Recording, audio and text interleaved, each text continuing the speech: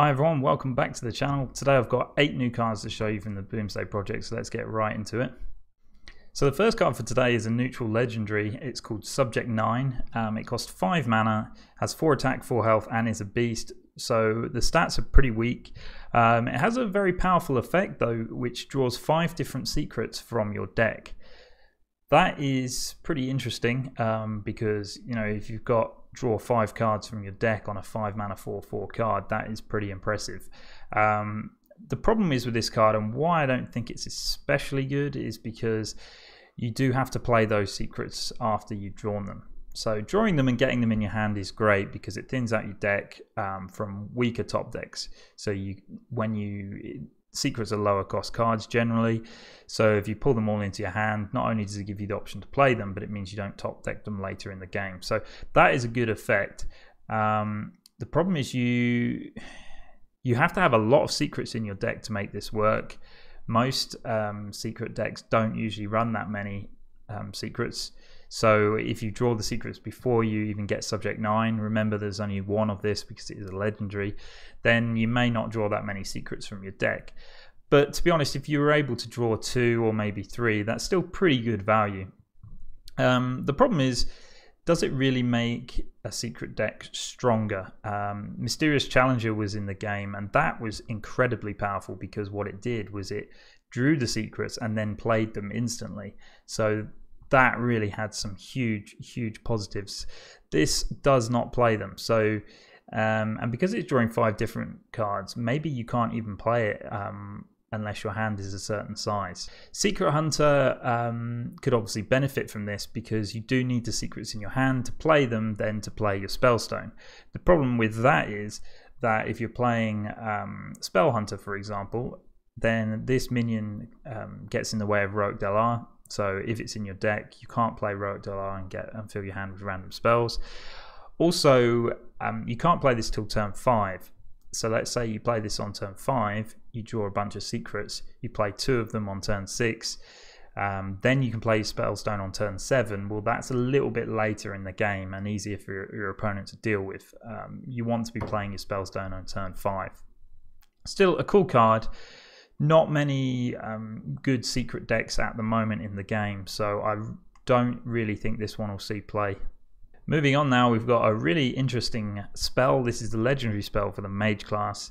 It costs 7 mana, so it's very expensive, but it's called Luna's Pocket Galaxy, and it changes the cost of the minions in your deck to 1. So this is a really powerful effect. It's basically the Druid Quest, but already completed and in 1 card. So, man, this can be really strong. I mean, any minion you have in the game, we can talk about getting a 1 mana Malygos, Lich King, all sorts of really strong, powerful plays you could make with this. There are some issues though. Firstly, it's a legendary, so you have to draw it first. Secondly, when you play it, it can get discounted because it's a spell, so you could discount it potentially. But when you play it, you pay 7 mana for nothing. That turn you will get nothing pretty much, because you could potentially, there are ways that you could draw cards on the same turn and maybe get the benefit from it, but because there's only 3 mana left over, it's quite unlikely. Where this could work really well is maybe in a Spiteful Mage deck. So Spiteful Mage isn't being played at the moment, it's not strong enough. So you could use Spiteful Summoner and then get Luna's Pocket Galaxy, and then you get a 7 mana drop with it. But you don't necessarily have to play a Spiteful Summoner. Where I think it would be stronger is with the Grand Archivist. So if you play the Grand Archivist, it can pull this spell out of your deck and play it on the rest of the minions in your deck without you ever having to play the spell itself. So that could be a really strong play. It also has really strong synergies with Stargazer Luna, which is the new legendary we've seen in this set. Because if all your minions in your deck cost 1 and you've got Stargazer Luna, then you can get some strong plays of just playing minions constantly. If you had some low cost spells as well, maybe you could get some really powerful turns. Archmage Arugel also synergizes with this because if you've got Luna and Arugel on the board, Luna's drawing you cards because they only cost 1, you're playing them, and when they're drawn you also get the benefit of getting another copy of it from Arugel. So loads of really cool options here. It does have to be used quite wisely though, because of the high cost and the fact that it doesn't do anything instantly. Could potentially work with a Lunith because it helps you to play those cards rather than burn them when you've got a Lunith. So loads of really cool options. I like this one. Not as insanely powerful as it first seems, but I think there will be some really good decks that take advantage of it. Next is another 7 mana legendary spell. This one is for Shaman this time. It's called the Stormbringer. And what it does, it transforms your minions into random legendary minions. Now, I don't think this card is as good as the previous one we saw, because it's got a few issues. So firstly, it does have an effect the turn you play it. So it will transform the minions on the board into legendary minions. But you can't attack with those minions until the next turn. So that does give your opponent an opportunity to kind of deal with them. So that is one downside of this card. Again, 7 mana is quite expensive, so there's not much else you could play with it. But it does have a lot of good uses within Shaman. I could see potentially you're playing a token deck in Shaman, which there's loads of cards you can do that with. There's already a lot of good kind of Shaman decks that can play low cost minions, buff them with Flame Tongue Totem, etc. And then you play the Stormbringer and you transform them all into random legendaries, and that could be really good. It also has the potential to be really bad because you could get some bad legendaries. But on average, if you're playing a token deck, I imagine that if you had 5 or 6 minions on the board, the legendary minions that you transform into with this card will be better than what you've got on the board. So it does have to be played in a specific deck. And is it good enough? I think it is. I think it could work in a lot of decks, but not necessarily one which is going to be really powerful. It's kind of a gamble, one which will usually pay off, but it's quite easy for your opponent to deal with if they have a big board clear. So they've got Psychic Scream, Twisting Nether, Godfrey, Defile, those kind of things. Well, Defile might work, but interesting. So it's a really cool card, one which I think is one of the, it's not quite as powerful as some of the other legendary spells we've seen, but still quite a good one. Moving on now, we've got another legendary, this time for Warlock. This is called Dr. Morrigan and it's a minion, costs 8 mana, has 5 attack and 5 health, so very bad stats for an 8 mana card. So when you're playing an 8 mana card with these stats, you need to have a powerful effect. Unfortunately, I don't think this effect is powerful enough, at least not in the game at the moment, because I don't think there's too much really that would synergize very well with this. It has the death rattle of swap this with a minion from your deck. So what that means is when it dies, this goes back into your deck and a minion comes out of your deck and goes onto the battlefield. So that has obvious advantages with fatigue because this one keeps going back into your deck and adds an extra card in there. But the problem is when it gets silenced, it's just an 8 mana 5/5, which is useless. Swapping a minion with your deck doesn't necessarily mean it's great. It means you will miss out on the battle cry. Yes, you could get a Void Lord with it, fantastic, but you've paid 8 mana for it in the first place, so it's not a huge discount. We've already seen that the Lackey does a much better job of getting demons. You've got Skull of the Minari, which helps you to get demons from your hand. So this really doesn't seem like a very strong play. It doesn't even target demons, it targets any card in your deck, so you could just play this and get a Cobbled Librarian, which that you don't even get the battle cry from. So pretty terrible actually. I don't see hardly any uses for this. It's never going to be easy to pull out the minion that you want, and also it's not really a great card to go infinite in my opinion. Maybe there's just a different type of Warlock that we don't see at the moment, but it's not something that's going to go into Zoo or Control Warlock or Q-Block at the moment. Now we've got a neutral rare minion. This is called Galvanized Er. I quite like this one. It's an effect which I was expecting to come into the game, but it costs 2 mana, has 1 attack and 2 health. It is a mech itself, so you can use magnetic ability on it, but it doesn't have magnetic itself. But what its battle cry does is reduce the cost of mechs in your hand by 1. So we know in Hearthstone reducing cost of cards by 1 can be really powerful. So this potentially can find a place in a deck, but it does need to be that you're playing a mech deck, and it also needs to be a deck which generally has quite a few cards in your hand. Otherwise, you don't really get much value from this. The problem that I see with it is that if you're planning on playing this on turn 2, which is kind of okay, because if you've got a handful of mechs, then yes, you can play them at a discount in future turns, but it is a very, very slow turn 2 play. A 2 mana 1/2 mech, it doesn't really impact the board very much. It's very easy for your opponent to get rid of. They can most likely trade their 1 or even their 2 drops into this, so it's going to be a bit slow the turn you play it. So really you do have to get some good discounts. However, you can put 2 of these in your deck, so this has the potential to be able to reduce mechs in your hand by 2, and in which case we could see some really cool combos come out with mechs, etc. So a nice card. Whether or not we're going to play it, it depends on how fast the meta is, because you know, in Hearthstone, if you've got the wrong cards in your hand and you don't play a 1-drop and you play a slow 2-drop, you could have already lost the game by then. So we'll see. A cool card though, and one which I'm going to try and make work. Now this is another cool card, C4e Embalmer. It's an epic, it costs 5 mana, 5 attack, 5 health, but unfortunately I don't think it's a very good card. It does have the battle cry of shuffle a bomb into your opponent's deck, and when they draw that bomb, it explodes and deals 5 damage to the hero.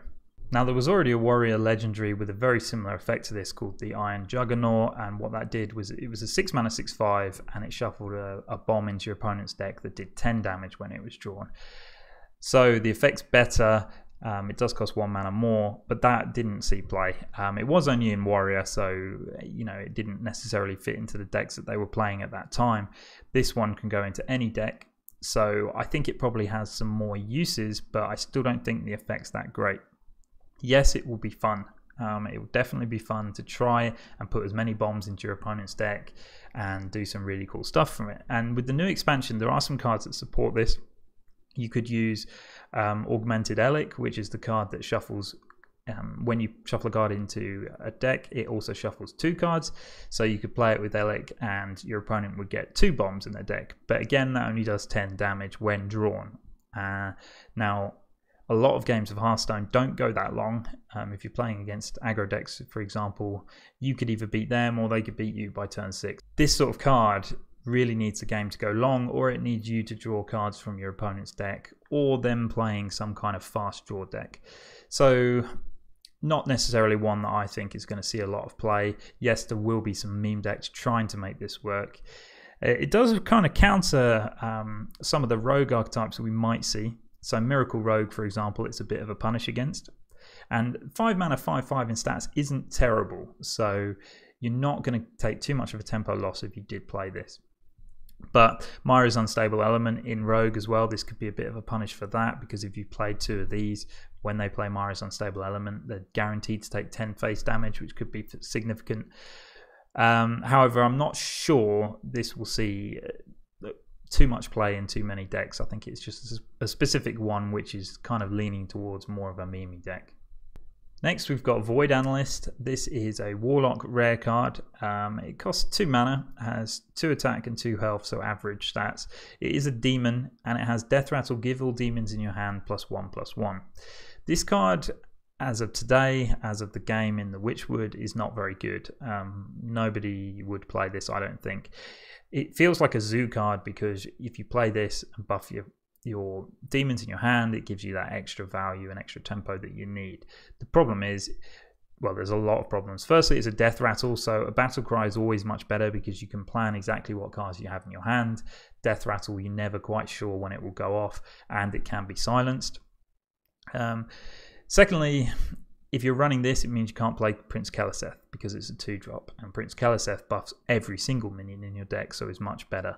Yes, you can run 2 of these, so the effect will come off more often, but it only buffs demons, and those demons have to be in your hand, and I don't think decks are running enough demons at the moment for this even to be worth it. If you played it in Control Warlock, which you wouldn't, I don't think, but if you did, you've just got Void Lords, really, and Dreadlords potentially that you can give +1/+1 to, which is fine, But do you want this to come back with Gul'dan? No, you don't. So I don't really see this as being a good card to be played at all at the moment. And finally for today, we've got an epic Shaman card. This is called Omega Mind, and I really like this card. It costs 2 mana, has 2 attack and 3 health, and it has the battle cry: if you have 10 mana crystals, your spells have lifesteal this turn. Now that has some really high potential for healing in Shaman, really strong, because they've got a lot of good spells which can potentially just, no matter what health you're at, just heal you back to full. So Volcano is 1, so if you play this you're going to get 15 health from it. Lightning Storm has a lot of potential too. Let's just say your opponent's got 7 minions on the board. You could potentially heal for 21 damage. 21 health back up to full, pretty much at any stage in the game. So it is really good. It only costs 2 mana, so you can combo it with loads of spells. So the problem with it is, and the question is, where are you going to play this? Now, obviously it has some huge benefits, and because of the stats, if you played it on turn 2, you haven't made it to 10 mana crystals yet, it's still a good play that will keep you in the game. That minion's pretty solid. 2 mana, 2/3, the stats are fine. Now you might say that Shadowwalk Shaman, wow, this is fantastic, because they can take out Healing Rain, which heals for 12. They could put 2 of these in and combo it with not only a minion on the board, but also combo it with their spells to get a lot of healing. So Volcano and Lightning Storm. But the problem with that is that, one, it doesn't heal their minions, which isn't so much of a problem in Shadowwalk, but is quite a nice benefit sometimes.